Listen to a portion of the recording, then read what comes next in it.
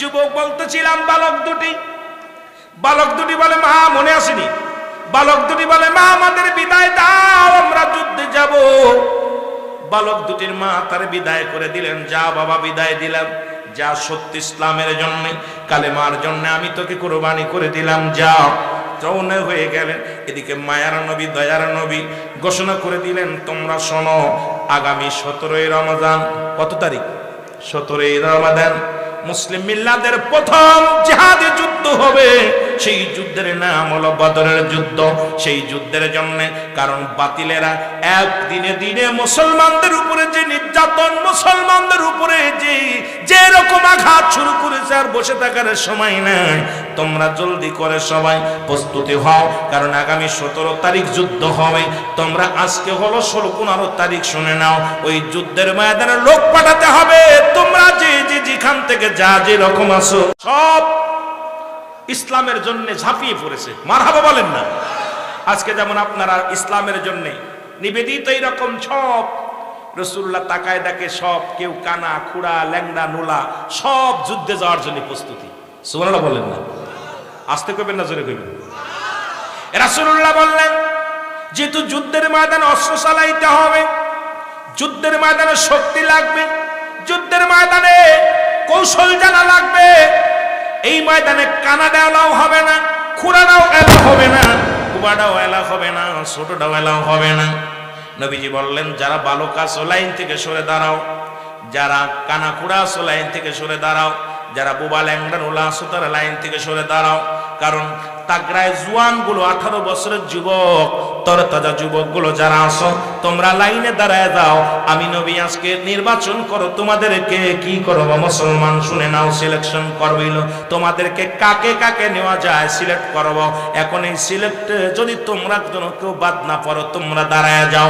যারা মাফে হবে তাদেরকে আমি যুদ্ধে পাঠাইবো, বাকিগুলো সবাই রিজেক্ট হয়ে যাবে। জোরে জোরে বলো আল্লাহু আকবার।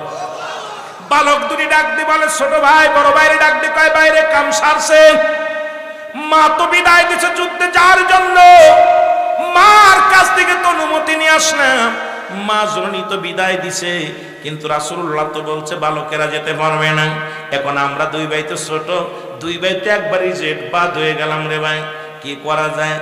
বড় ভাই কয়, বাইরে যুদ্ধে যেতেই হবে। ছোট ভাই কয়, হ, কারণ আবু জেহেল আসবে, যুদ্ধে আবু জেহেলকে মারতে হবে। কারণ আমরা দুই ভাই পরিকল্পনা ভাবে এমন ভাবে আগাইবো যেন আমরা এই দুনিয়া থেকে দুশ্মনে রাসূলকে চিরবিদায় করে দিতে পারি। কারণ আবু জেহেলকে আমরা দুই ভাই চিরতরে কতল করে দিব। জোরে জোরে বলো আল্লাহু আকবার। দুই ভাই কয়, বাইরে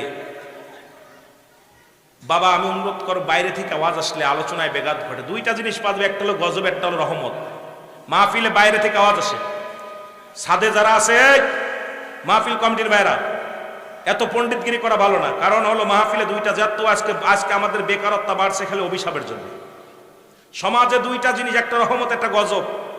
মাহফিলে আসবেন এখান থেকে কিছু নেওয়ার জন্য, আওয়াজ কানে আসলে আলোচনায় একটা ভুল হলে এর জন্য খেসারত তুমি আপনাদের দেওয়া লাগবে। আমার ভাইরা, আমার বন্ধুরা, আমার রহমতের নবী বলছে বাদ দিতে হয় ছোট বালকেরা, বাদ, এখন কি করা যাবে? দুই ভাই যুক্তি করে, বাইরে আমরা দুই ভাই তো ছোট মানুষ, একজনের বয়স 10 আর একজনের বয়স 8, রাসূল তো যুদ্ধে নিবে না, কি করা যায়? ছোট ভাই বুদ্ধি দেয়, বাইরে ওই দেখো যে লাইনে দাঁড়াইছে সব সাহাবীরা, ওই লাইনের মধ্যে বড় একটা পাথর দেখা যায়, উচ্চ টিলা দেখা যায়, তুমি ওই উচ্চ ঢিপির পরে যে দাঁড়াইবা যাতে তুমি মাফে ঠিক হয়ে যাও। কারণ দুজনে এক জায়গা দাঁড়াইবো না, এক জায়গা দাঁড়াইলে দুজন রিজেক্ট হয়ে যাব। কারণ আমাদের এলাও হওয়া লাগবে। জোরে জোরে চিল্লায় বলো মারহাবা। যে কথা সেই কাজ। যায় একটা উঁচু পাথর পাততলে দিয়ে দাঁড়ায় আছে একদম 10 বছরের বালক। ছোটটা পিছনে দাঁড়াইলেন, অনেক পিছনে দাঁড়াইলেন। রাসূলুল্লাহ সৈন্য নিবে মাপ দিতে দিতে রওনা দিলেন। মাপতে মাপতে মাপতে মাপতে যা 10 বছরের বালকের কাছে যা বলে, বাবা তুমি এখানে কেন? কয়, হুজুর যুদ্ধে যাব। কয়, বাবা যুদ্ধে যাবা? তুমি ছোট মানুষ, যাও তুমি বাড়ি যাও। বাড়ি যাও, বাড়ি যেয়ে তোমার মা বাবার খেদমত করো। কয় হুজুর মার কাছ থেকে অনুমতি আনছি, কারণ বাবা তো আগেই মারা গেছে। ইয়া রাসূলুল্লাহ, ইয়া হাবিবাল্লাহ, অনুরোধ করি গো নবী গো, আমরা যুদ্ধে যাব, কারণ দুশমনের রাসূলকে হত্যা করব। ইয়া রাসূলুল্লাহ, ইয়া হাবিবাল্লাহ, নবী গো, আমি যুদ্ধে যাব। নবী কয় বালক রে, তোমার মায়ের খেদমত করো, কারণ তোমার মা দুঃখিনী মা, তোমরা বালক মানুষ, মার খেদমত করো। কয় হুজুর মার থেকে বিদায় নিছি, আপনি আমাদের যুদ্ধে লন। কয় বাবা তুমি ছোট মানুষ, মাফে হবা না। হুজুর মাপতে দেখেন। কয় দাঁড়াইছো কই? কয় হুজুর মাফে হওয়ার জন্য দাঁড়াইছি। জোরে জোরে বলেন মারহাবা। মাফে হওয়ার জন্য উঁচু জায়গা দাঁড়াইছি। হুজুর আমাকে লন, আমাকে যুদ্ধে নিয়ে চলেন। নবীজি বললেন তুই সিলেট। সুবহানাল্লাহ বলেন না, আরো জোরে, আরো জোরে। নবীজি বললেন তুই সিলেট। পিছন থেকে 8 বছরের বালক তাকায় দেখে বড় ভাই যেহেতু সিলেট হয়ে গেছে, এখন আমার একটা উপায় হবে। নবীজি মাপতে মাপতে মাপতে যায় দেখে ছোটটা 8 বছরের না। নবী কয় বাবা তুমি কেন? কয় হুজুর আমি যুদ্ধে যাব। কয় বাবা তুমি ছোট্ট মানুষ, তুমি তোমার মার খেদমত করো, যাও তোমার মা বাবার খেদমত করো। বলে হুজুর বাবা তো অনেক আগে মারা গেছে হুজুর, মা দুঃখিনী দুনিয়ার মধ্যে জিন্দা, মা আমারে হুকুম দিছে যুদ্ধে যাওয়ার জন্য। ইয়া রাসূলুল্লাহ, ইয়া হাবিবাল্লাহ, মায়ের নবী আমাকে লয়ে চলেন, আমি যুদ্ধে যাব। নবী কয় বাবারে তুমি একেবারে ছোট, তুমি যাও বাবা, বাড়ি যাও। বলে হুজুর ওই দেখেন, ওই যে আমার ভাই, ওইটা 10 বছর, ওইটার বয়স মাত্র 10 বছর। হুজুর ওইটারে নিছেন। নবী কত একটু দেখতে শুনতে বড়। কয় হুজুর বড় কিসের, তো মাত্র 2 বছরের বড় আমার, আর আমি 2 বছরের ছোট। নবী কয় তাও তুমি চলে যাও, পরের যুদ্ধে যাবে, যুদ্ধে তোমাকে নেওয়া যাবে না, কারণ এই যুদ্ধ বড় ভয়ঙ্কর হবে, কারণ হাজার বাতিলের শক্তির সঙ্গে লড়াই করতে হবে। তুমি যাও বাবা, বাড়ি যাও। বালক বলে ইয়া রাসূলুল্লাহ, ইয়া হাবিবাল্লাহ, আমি যাবই, যুদ্ধে যাব। আমার নবীজি বলেন বালক রে, তুমি ছোট মানুষ, তোমার তো শক্তি নাই, যুদ্ধে শক্তি লাগে, কৌশল লাগে, অস্ত্র চালানোর ক্যাপাসিটি লাগে। বালক বলে ইয়া রাসূলুল্লাহ, ইয়া হাবিবাল্লাহ, শক্তি তো যদি আমি পারি আমাকে কি নেবেন? নবীজি বলে কি বলতে চাও? বলে হুজুর আমার ভাই 2 বছরের বড়, ওই ভাইয়ের সঙ্গে আমাকে কুস্তি ধরার একটা সুযোগ করে দেন। আমি যদি কুস্তিতে যদি আমার ভাইকে পরাজয় করি, তাহলে কি আমাকে আপনি যুদ্ধের ময়দানে নেবেন? জোরে জোরে বলেন মারহাবা। আর একটু জোরে জোরে চিল্লায় বলা যাবে না মারহাবা? তোমরা শোনো গো মন দিয়া, আর মদিনাতে কাঁদেন নবী উম্মতের লাগিয়া। বলো মদিনাতে কাঁদেন নবী। জোরে জোরে বলেন তোমরা শোনো গো মন দিয়া, তোমরা শোনো। ওরে মদিনাতে কাঁদেন নবী উম্মতের লাগিয়া। বলো মদিনাতে কাঁদেন নবী। অল্প সাউন্ড দেন। কত সাহাবীরা জান্নাত পেল নবীর পাগল হইয়া, কত সাহাবীরা, আরো যারা বলেন না, কত সাহাবীরা জান্নাত পেল নবীর পাগল হইয়া। তোমরা শোনো গো মন দিয়া, তোমরা শোনো। এর মদিনাতে কাঁদেন নবী উম্মতের লাগিয়া। বলো মদিনাতে কাঁদেন নবী। এর হাফসি বেলাল নবী পেল কান্দিয়া কান্দিয়া। বলো হাফসি বেলাল নবী পেল, আরো জোরে। এর হাফসি বেলাল নবী পেল কান্দিয়া কান্দিয়া। তোমরা শোনো গো মন দিয়া, তোমরা শোনো। মদিনাতে কাঁদেন নবী উম্মতের লাগিয়া। বলো মদিনাতে কাঁদেন নবী। এ দুনিয়ার মুসলমান গভীর মনোযোগ। নবীজি ডাকতে বলে বালক রে, যুদ্ধের ময়দান আবেগ দিয়ে হবে না, তুমি যাও যাও। বালকটা বলি ইয়া রাসূলুল্লাহ, ইয়া হাবিবাল্লাহ, একটা সুযোগ আপনি আমারে দেন, আমার ভাইয়ের সঙ্গে আমারে কুস্তি ধরায়া দেন। কয় দিলাম সুযোগ, যাও। বড় ভাইকে ডাক দিয়ে বলে, ভাই রে, দুই ভাই এক জায়গায় যখন হলো, ভাই রে ভাই, তুমি আমার চাইতে 2 বছরের বড়, আমার চাইতে শক্তি তোমার গায়ে বেশি, কৌশলও জানো বেশি, তুমি যদি জোরে ধরো আমি পারবো না। বাইরে আমি কিন্তু যুদ্ধের ময়দানে যাব, আমাকে লয়ে যাবি রে ভাই, আমাকে রেখে যাবি না। 2 ভাই প্রতিজ্ঞা করেছি আবু জেহেলকে হত্যা করব। 2 ভাই প্রতিজ্ঞা করেছি দুশমনে যা আবু জেহেলকে জীবন্তরে বিদায় করে দিব। বাইরে মাঠ থেকে 2 ভাই বিদায় নিয়ে আসছি, আমাকে রেখে যেও না। বাইরে তুমি আমাকে আস্তে করে ধরবা, আমি তোমাকে ফেলে দিব, তুমি পরাজয় হয়ে যাবে, আমি জয় হয়ে যাবে। 2 ভাইকে মদিনাওয়ালার সঙ্গে আমরা যুদ্ধের ময়দানে যাব। জোরে বলেন মারহাবা। রাসূলুল্লাহ তাকায় তাকায় দেখে 2 ভাইয়ের আলাপ। ছোট ভাই বড় ভাইরে কয়, ভাই তুই যদি আমার জোরে ধরিস আমি কি পারবো? পারবো না। তুই আমার আস্তে ধরবি, আস্তে ধরবি, তোরে ধাক্কা দিয়ে ফেলে দিব। তুমি বয়স 2 বছরের বড়, শক্তিতেও বড়, তুমি জোরে ধরলি তো আমি পারবো না, তুমি কিন্তু আমার থুয়ে যাইও না। সুবহানাল্লাহ বলেন না? ছোট ভাই দাবি করছে বড় ভাইয়ের কাছে, কত যুক্তি! আহারে, দেখছেন নি ইসলামকে কত ভালোবাসছে তারা। আর আমরা একটা রাত জাগতে পারি না, একটা রাত জেগে আলোচনা শুনতে পারি না, কষ্ট হয়।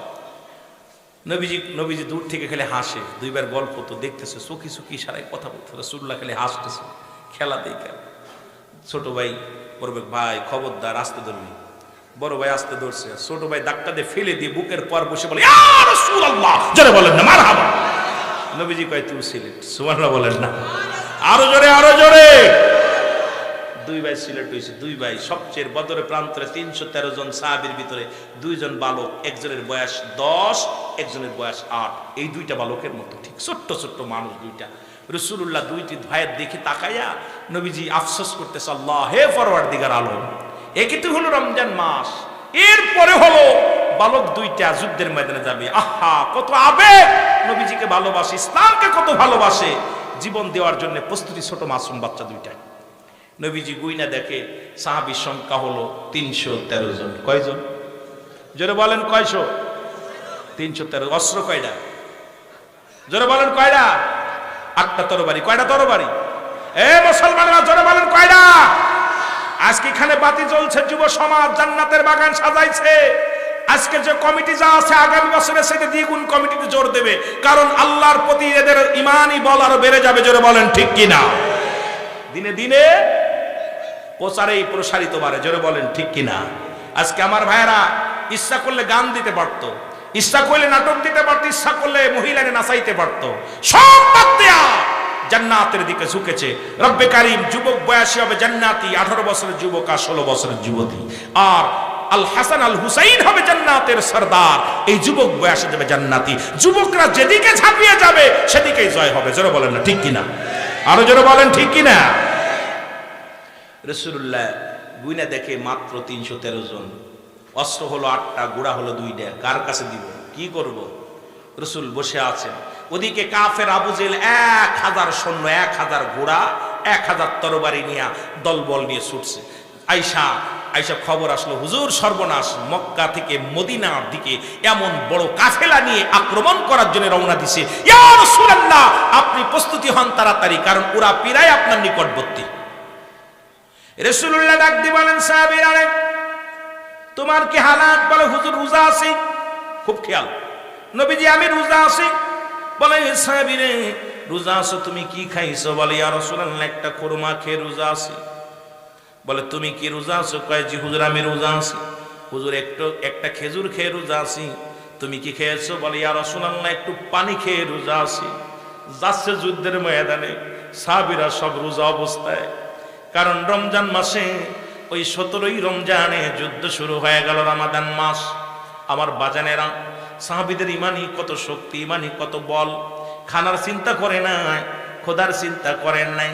রোজা থেকে আমার সাহাবীরা নবীজি 2 পাশে তাকায়া, রাসূলুল্লাহ চোখের পানি ধরে রাখতে পারে না। নবীজি বলে, রব্বে কারীম গো, আমার সাহাবীরা অধিকাংশই রোজা, আর এই রমজান মাসে সাহাবীরা রোজা রেখে যুদ্ধের ময়দানে যাবে।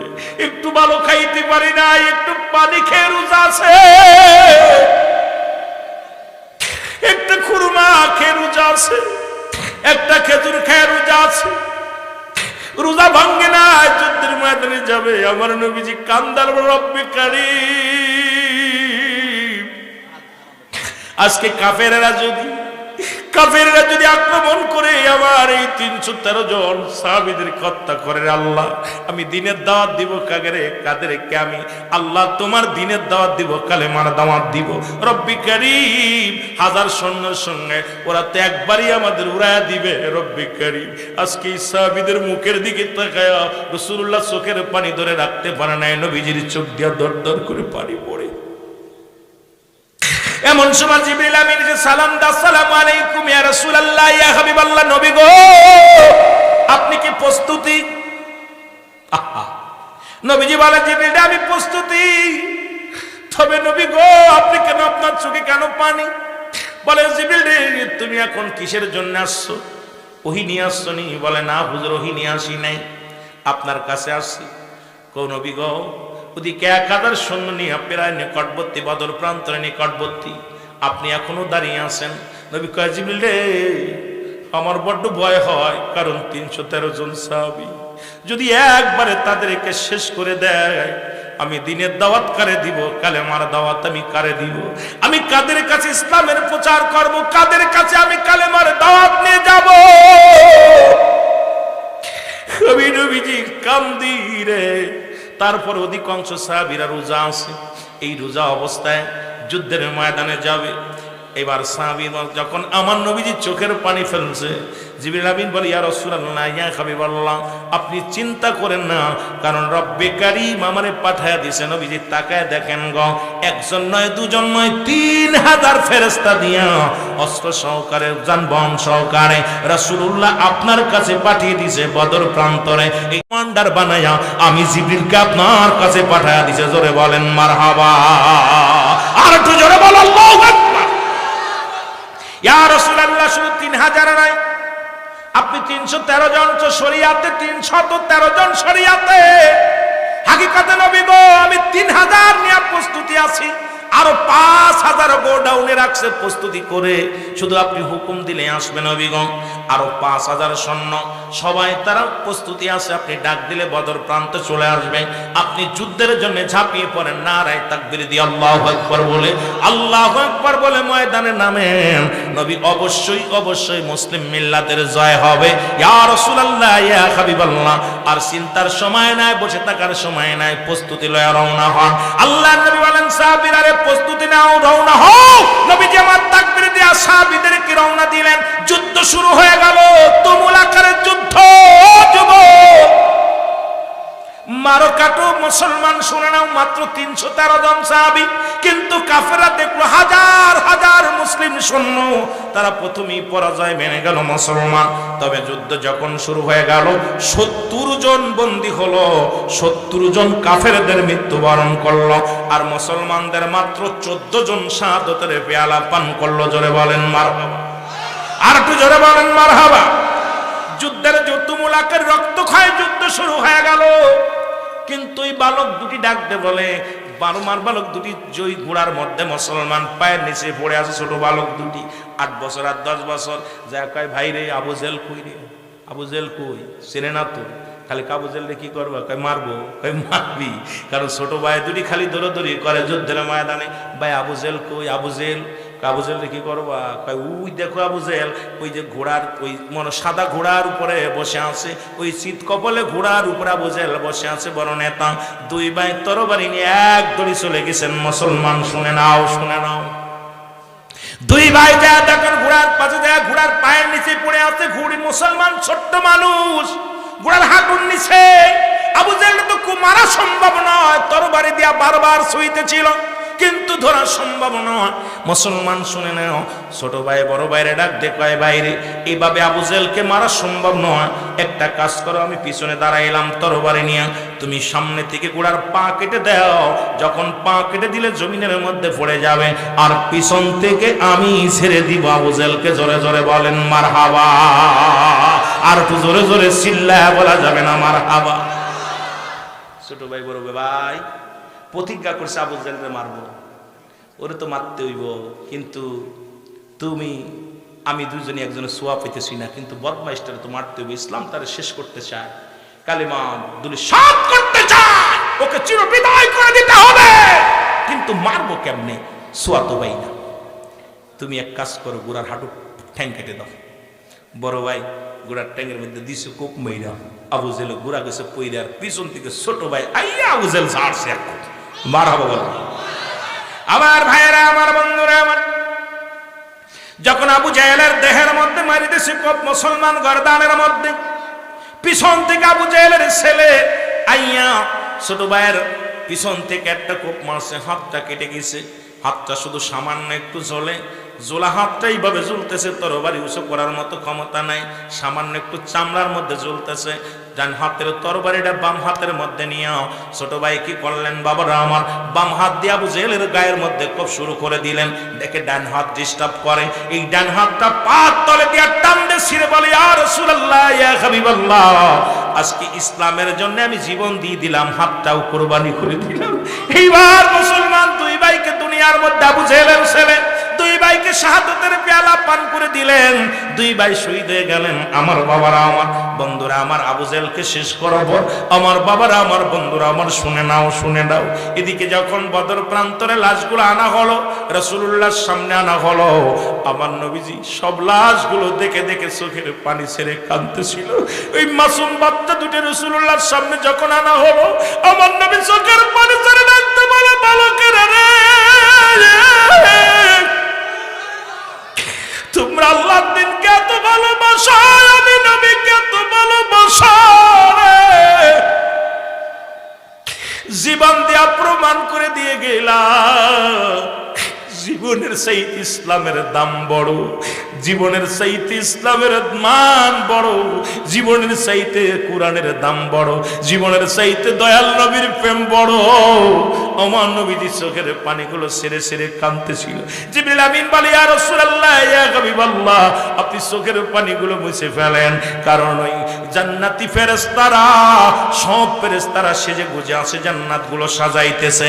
কারণ আজকে বদর প্রান্তরে যত শহীদ হয়েছে, সব শহীদের লাশগুলো জান্নাতি ফেরেশতারা নেওয়ার জন্য, তাদেরকে জান্নাতে ঢোকানোর জন্য, তাদের জান্নাত সুসজ্জিত করে, তাদেরকে হালান সাহলান জানায়া তাদেরকে ভিতরে প্রবেশ করাইবে। ইয়া রাসূলুল্লাহ, ইয়া হাবিবাল্লাহ। আর এই বালক দুটির জন্য রব্বে কারীম আমাদেরকে হুকুম দিয়েছে, রব্বে কারীম আমরা যত ফেরেশতারা আছি, সবাই ফেরেশতাদের তরফ থেকে এই বালক দুটির জানাজাও ফেরেশতারা করবে। জোরে জোরে চিল্লায় বলেন আর একটু জোরে বলেন মারহাবা। সুতরাং বালকেরা ইসলামের জন্য কি করেছে? 8 বছরের 10 বছরের যুবকেরা, ঠিক এই যুবকেরা, আমার বাবারা শুনে নাও, কথাগুলো বললে অনেক কথা চলে আসে, কথাগুলো বলতে গেলে অনেক কষ্ট হয় রে মুসলমান। ঠিক একই প্রান্তে মুসলমান, ওদের প্রান্তে রাসূল পাক সাল্লাল্লাহু আলাইহি ওয়াসাল্লাম যখন উহুদের যুদ্ধ হলো, মুসলমান কয়েকটা ঘটনা ঘটলো, যেখানে না বললে নয়, যুবকদের কথাগুলো বলে যায়। যেখানে আমির হামজাকে হত্যা করা হয়েছিল, হানজালাকে হত্যা করা হয়েছিল, একটু কথা কত যুবকদের বোঝানোর জন্য আজকে বলে যায়। রাসূলুল্লাহ মুসলমান উহুদের যুদ্ধে ডাক দিলেন, আল্লাহু আকবার বলো। এত গেল মুসলমান বালকদের কথা উহুদের যুদ্ধে। নবীজি ডাক দিলেন, উহুদের যুদ্ধে যেতে হবে। হানজালা লাইনে দাঁড়া গেছে। হযরতে হানজালা সবে মাত্র গত রাত্রে বিয়ে করেছে, আজকে উহুদের যুদ্ধ। আজকে যেমন যুবকেরা এইরকম হযরতে হানজালা রাদিয়াল্লাহু তাআলা উনি লাইনে দাঁড়ায় গেছে। নবীজি বলে, হানজালা তুমি লাইনে কেন দাঁড়াইলা? কই হুজুর আমি যুদ্ধে যাব। কই না না, তুমি গতকালকে আমি তোমার নিজে বিয়ে পড়াইছি, কারণ রাসূলুল্লাহ নিজে বিয়ে পড়াইছে, বিয়ে অনুষ্ঠানে ছিল। সুতরাং আজকে তোমার হানিমুন হবে, বাসর হবে, আজকে তুমি যুদ্ধে যেতে পারবা না। রাসূল বলেন, হানজালা রে, খবরদার খবরদার, আজকে তোমাকে আমি যুদ্ধে নিতে পারবো না, তোমার বিবির একটা হক আছে, বিবির হকটা তুমি আদায় করো। আমার যুবক বন্ধুরা, অল্প কথাগুলো কেন অনেক আলোচনা চলে আসে, যেহেতু বালকদের দিয়া শুরু করলাম, যুবকদের দিয়ে একটা কথা বলে আমি মূল ধারায় আলোচনায় যাব, যদি আল্লাহ দয়া করেন। রাসূলুল্লাহ ডাক দিয়ে বলেন, হানজালা রে, কারণ গতকালকে বিয়ে হলো, আজকে হানিমুন হবে, বাসর হবে, আজকে স্ত্রীর একটা হক আছে, হকগুলো আদায় করতে হবে। সুতরাং তুমি যুদ্ধে যাবে না, তুমি যুদ্ধ না যায় তুমি বিবির সঙ্গে বাসর করো। জোরে জোরে চিল্লায় বলো মারহাবা। রাসূলুল্লাহ নিজে বিয়া দিছে সাহাবীরে। আবার নবীজি নিজে বলছেন, হানজালা খবরদার, তোমাকে যুদ্ধে যাওয়া লাগবে না, তুমি যাও, তুমি একটা কাজ করো, তুমি তোমার বিবির সঙ্গে যাও, বাসরে লিপ্ত হও, তুমি যাও, তুমি হানিমুনে চলে যাও। এদিকে যুদ্ধ শুরু হয়ে গেল। মুসলমান শুনে নাও, ওই জামানার মানুষগুলো চুঙ্গ ব্যবহার করতে, এরকম মাইক ছিল না, টিনের চুঙ্গগুলো দিয়া দিয়া হ্যালো অ্যালাউন্স করতো। কে যেন ডাকতে বলে, আরে ও মক্কা মদিনার শহরের মানুষেরা রে, আমার নবী আর নাই রে, নবী আর নাই, নবী আর নাই। নবী শাহাদাতের পেয়ালা পান করেছে, রাসূলুল্লাহ শাহাদাতের পেয়ালা পান করেছে। এই খবরটা যখন হানজালার কানে আসলো, হানজালা কে যেন ভিতর থেকে আওয়াজ আসে, হানজালা কয়, বিবিরি লাভ দুঠিয়া দেওয়ালের মধ্যে তরবারিটা ছিল, বাইর করলো, বাইর করিয়া নিয়ে রওনা হয়ে যায়। বিবি পিছন থেকে জামা টানতে ধরে বলে, বিবির স্বামীরে দাঁড়ান, আপনি কি ভুলে গেছেন? কারণ সবে মাত্র দুজনের মিলন হলো, আপনার উপরে ফরজ গোসল আছে। আমার স্বামী, আপনি কোথায় যান? আপনার উপরে ফরজ গোসল হয়ে গেছে, কারণ এই মাত্র দুজনের মিলন হলো। আপনি যদি যুদ্ধের ময়দানে যান, না জানি শাহাদাতের পেয়ালা পান করেন, আর শহীদ হয়ে গেলে শহীদদের কোনো গোসল হয় না, শহীদদের তো গোসল দেওয়া হয় না। আপনি নাপাক অবস্থা, আপনাকে কবর দেওয়া হবে, জানাজা পড়ানো হবে। ও আমার স্বামী, প্রাণের স্বামী, দাঁড়ান, একটু আমি পানি এনে দিই, পাশের কূপ থেকে পানি এনে আপনাকে গোসল করায় দিই, তারপরে আপনি যাবেন। হানজালা কয়, বিবিরে কিসের গোসল, কিসের ফরজ, কিসের গোসল তুমি দেখছো? আরে আমার নবী যদি না থাকে রে, কিসের গোসলের মশলা নিয়ে আইস, কিসের মশলা নিয়ে আসলাম? বিবিরে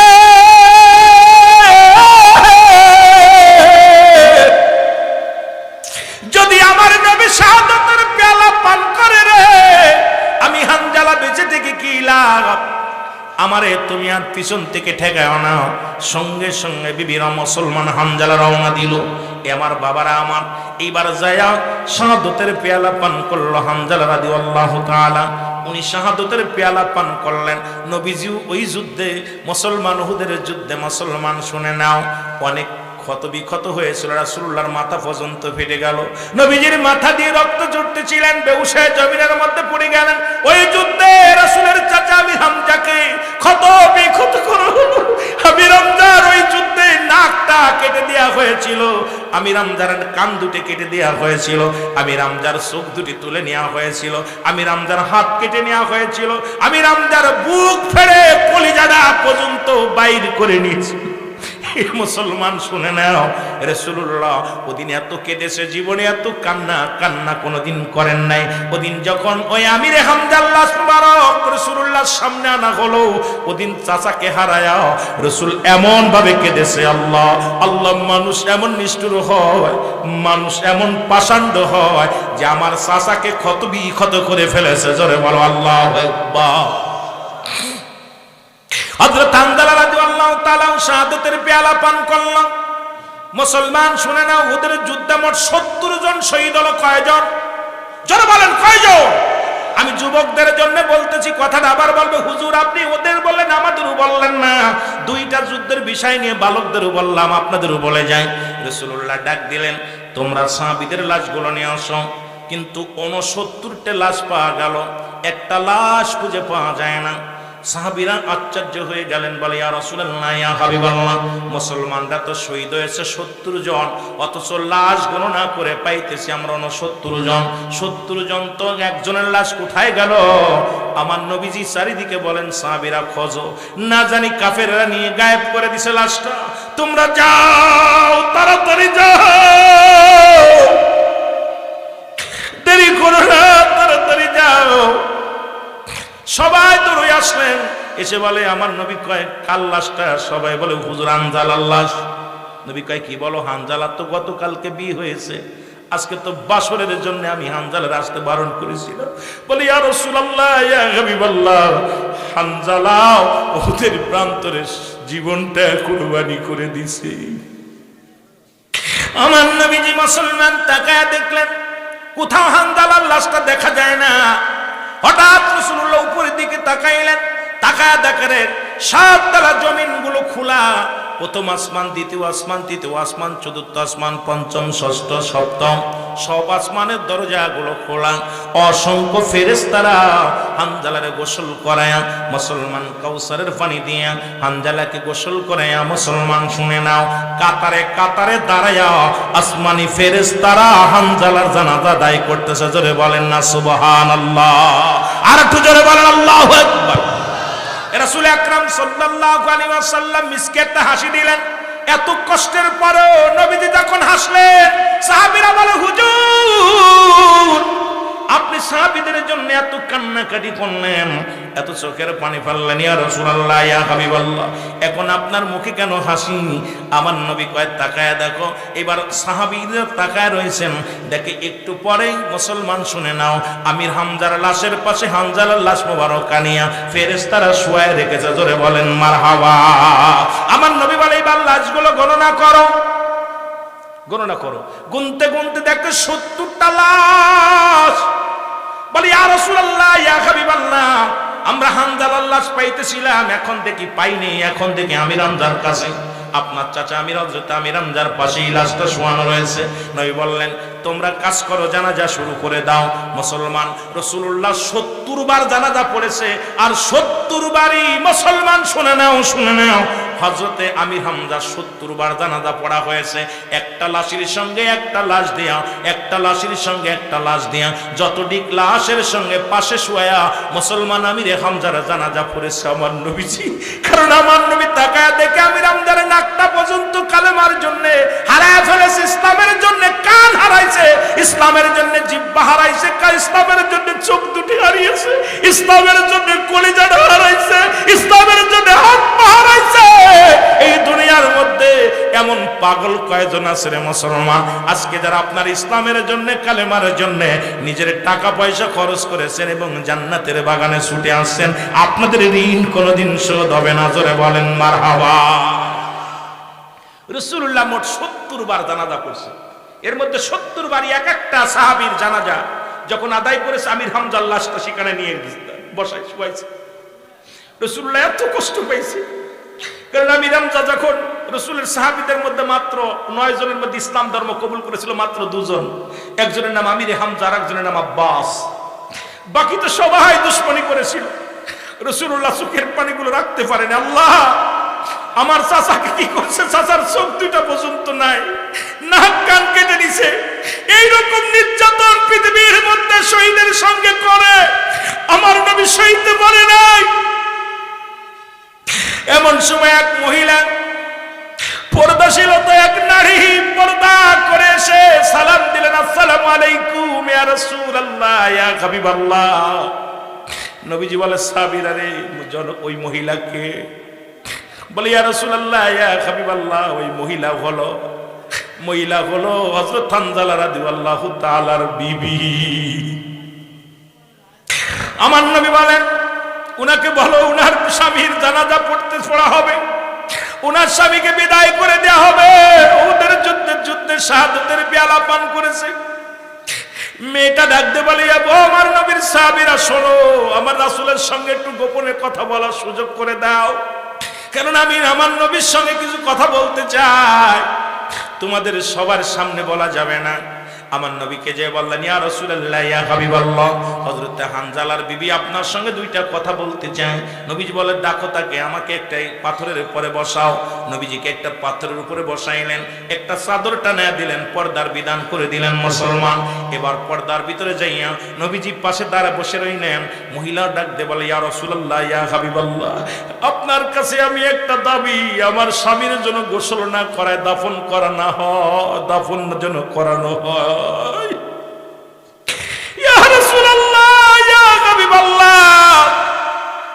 কারণ আমার স্বামীর উপরে গোসল ফরজ।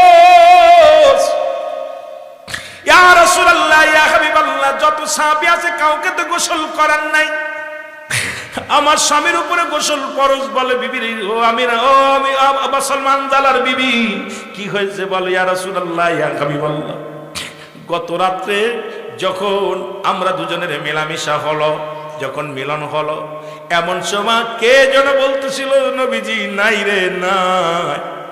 তখন আমার স্বামী এক লাফ দিয়ে ঘর থেকে বাইর হয়ে গেল, ইয়া রাসূলুল্লাহ।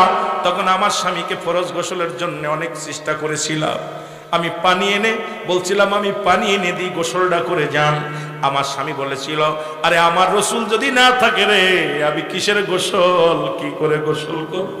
ইয়া রাসূলুল্লাহ, আমার স্বামী, আমরা স্বামী স্ত্রী দুজন মিলন হয়েছিল, উনি তো শাহাদাতের পেয়ালা পান করেছে, ওনার উপরে ফরজ গোসল ফরজ হয়ে রয়েছে। ইয়া রাসূলুল্লাহ, ওনাকে যেন গোসল করানো হয়। আমার নবী চোখের পানি ছেড়ে বলে, হানজালার বিবি রে, তুমি যাও যাও, তুমি দেখো তোমার বিবির স্বামীর মুখের দিক যাও, স্বামীরকে দেখো যায়।